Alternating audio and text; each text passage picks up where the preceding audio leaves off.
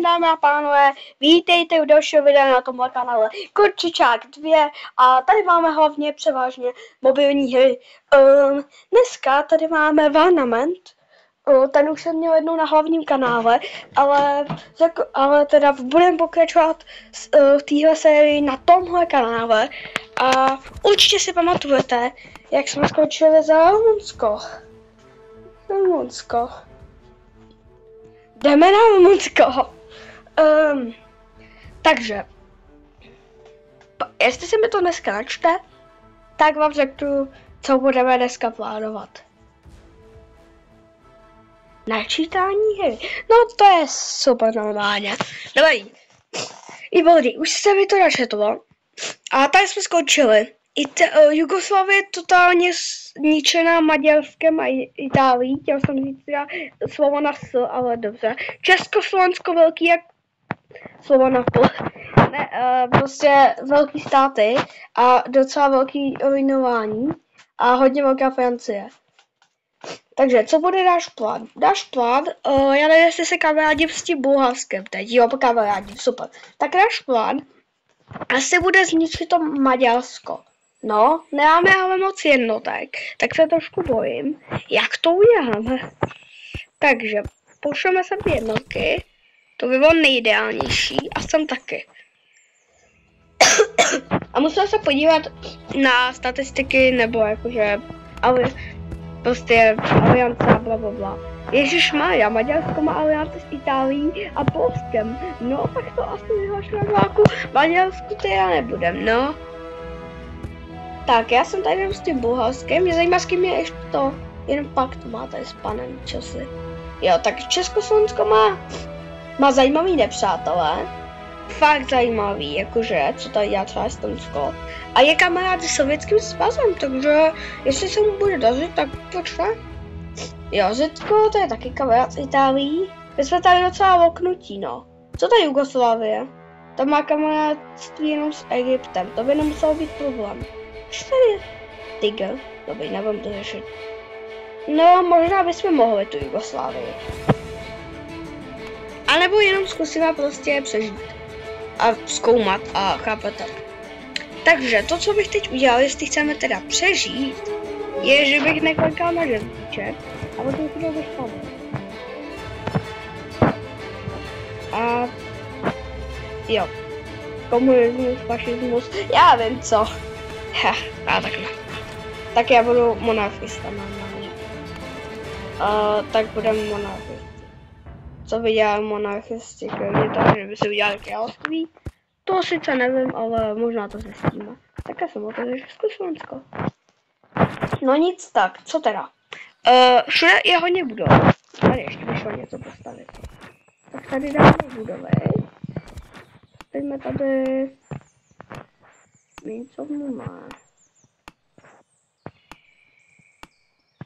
Já nevím. Možná bychom tady mohli postavit palmu. No. A to je asi všecko.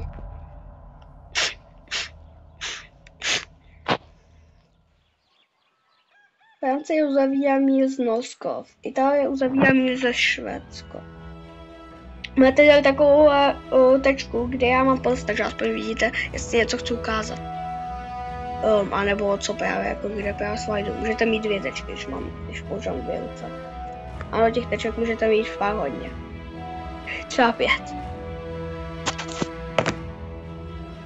Nebo tohle velký množství teček, to je taky možnost. Co mi tady píšou? Můžete se podtext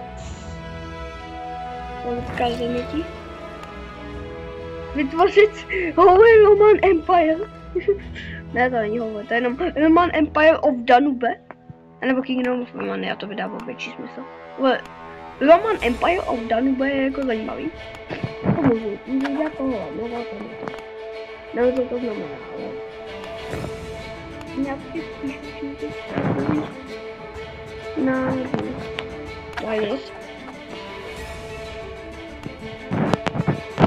Co to tady? Nadřevenost, nemám na to. Ultra. Mám žáletva. Zajímavý. přežívali dva? No, nevím. Nebo pájem tam nejvíc, no. Takže, co bych já udělal? Jestli se zeptal, co tady se dělá Polsko. OK, propaganda, to znělo divně. Ale je to tady napsaný. Aktivity velvyslance. Trošku se s ním pobavíme. No a to já se tak chtěl víc, co můžu dělat v tomhle tahu.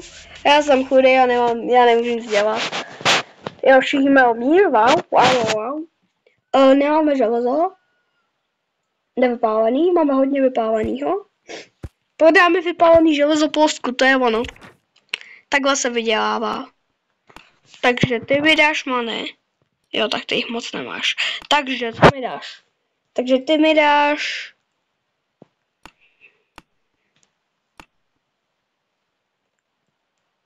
Co bych potřeboval? Já jsem se podíval, co bych potřeboval. On asi nebude mít zlato, co? A já těž jsem zlato, to je zajímavý. Tak to, co bych hodně potřeboval, jsou peníze, ale on je nemá, no. No dobře, tak já ne, no. Tak teda budeme mít program železa. No a co mám chtít teda udělat je, že možná si za to železo můžeme koupit tady tohle menší zemíčko. Což je... Jak to jmenuje, tady je Moldavsko, tady je... Podněstří, ano, už jsem si vzpomněl. Tohle je Podněstří, takže jsme si koupili Podněstří. No co? Tak ne. Vaše nabídka je nepřijatelná. Ne, nebudu si kupovat Podněstří. Dělejte si tam, co chcete, Sověti.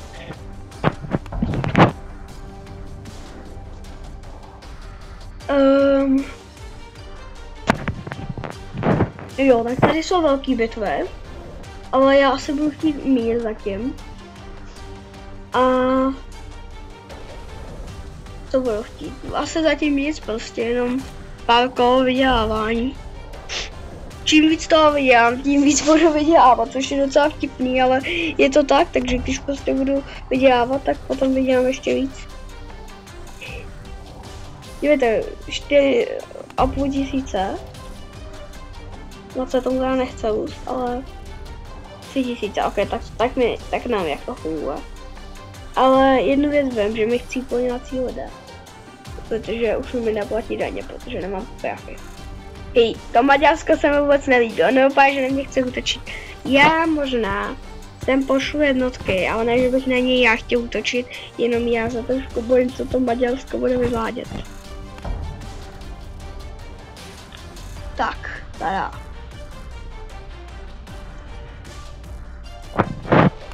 Bum. Už tady máme skoro 9minutové video, takže to tady budu muset bohužel někde useknout, ale poslední věc, co bych chtěl ještě udělat v tomhle videu. Já nevídu. No a řekl bych to takhle. Třetí říše, jakože Československu dává zabrat. A to už nevypadá, že bych to chtěla vydržet. Takže... Nemyslím si, že Československo to přežije. Jugoslávie, i přes ty velký útoky Itálie, se zbudila a začala útočit. Hodně silně na Itálii. A Itálie podle mě má něco s Egyptem, protože ten ji také začal sekat. Tohle nevypadá vůbec pro ty státy, kterým se před chvílí dařilo dobře. Československo dařilo se mu Jugoslávie, Itálie a Maďarsko dařilo se jim Jugoslávie totálně zdrtila. Na pocit, jako kdyby se ty položené státy probíhaly. Teda, kromě Norska, no. Jo a Sovětský svaz jako, no Finsko tomu dává zabrat. Ale Norsko teda chudák, no. No nic, no, ale ve válce vždycky někdo musí padnout. Stejně jako vy musíte tady kliknout dole tlačítko odběru. A doufám, že se vám video líbilo. A čau.